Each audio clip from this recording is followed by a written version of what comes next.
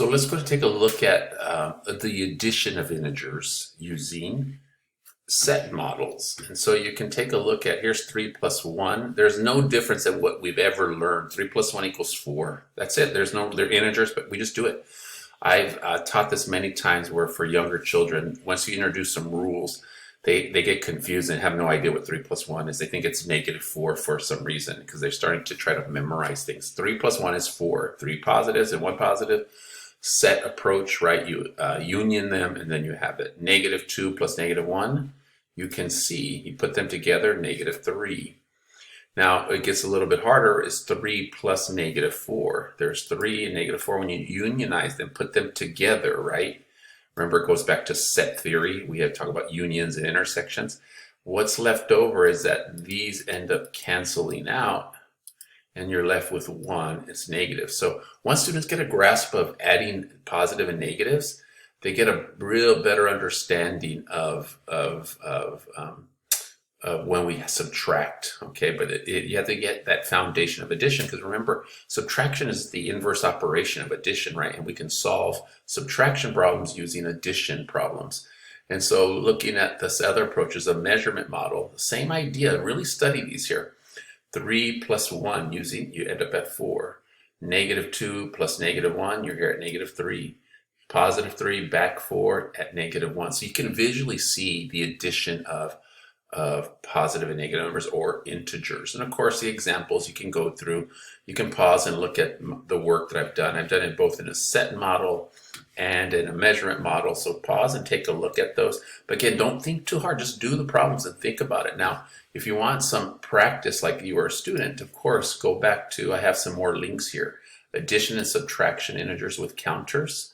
I would go to that website there and take a look.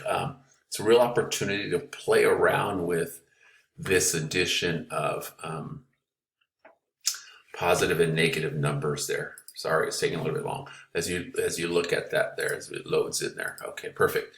And so you can see with counters that you can put numbers in at this website here, and you can just play. There's 6. Let's go plus -2. Start. There's your 6. Okay. Next, you're adding the -2 to it. And then next, you'll see that those two cancel out and you're left with the 4. That's it. Pretty good, right? In terms of that -3, let's go plus, because we're doing addition only. Plus 4.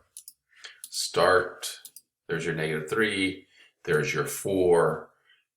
And then you put them together, each one cancels out, the one-to-one correspondence cancels out, and then you end up with a +1. So you can literally see that set model. And of course, if you look carefully, I also have one where you do number line approach. So you'd want to take a look at that one here. I have the link for that also, the number line approach. So you can see for addition, that's going to work the same way, right? Looking at it, +5 plus -5 equals 0, or 3. This problem here, 7 plus -3, right here, over 7 back 3, you end up at 4. And so you have this website too to kind of show you that +3 plus right there. You can see plus -3. You see where it ends up as you change the numbers. So you can fool around with the different problems. Where we end up -2, and then -2 is color coded there. So again, that's the addition of integers. And of course, there's properties that we have, commutative property, associative property, all work with the addition of integers here.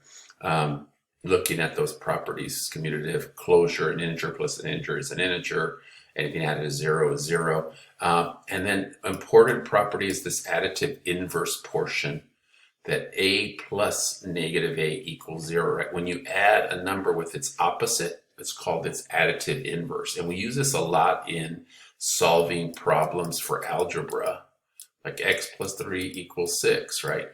What you end up doing is, what we're really doing is you add the additive inverse. And we kind of use a shortcut. We don't write it out, but really what you're doing is you're adding the opposite to both sides. And so this becomes a key idea in algebra. So this additive inverse shows up in algebra many times. And then I want you to just analyze these theorems and again, review this in the book too. These are in the book of how come this is true? Why are some of these things true? A plus C equals B plus C means A equals B. And this is at the foundation of what we're doing here, right? You're adding the same numbers to both sides, even though, see how we're adding. We think we're subtracting, but what we're really doing is adding the additive inverse to both sides. And so that's what allows this right here. This theorem allows us to do this work in algebra later on. But understanding, as long as I add the same number, whether it's positive or negative both sides, right, it keeps the equation balanced there. And so you can see these proofs here that we have. And then this last one before we end this video here is, how is the opposite of the opposite equal to a positive, right? The negative of a negative is a positive. It's an interesting mathematical proof here that shows you why that would be true, right? We already know that if you add the opposites to each other equals 0, right? And so this is an opposite. They're opposites. This is the opposite of this. Take a look. Negative of negative A is the opposite of negative A. We know those equal to 0.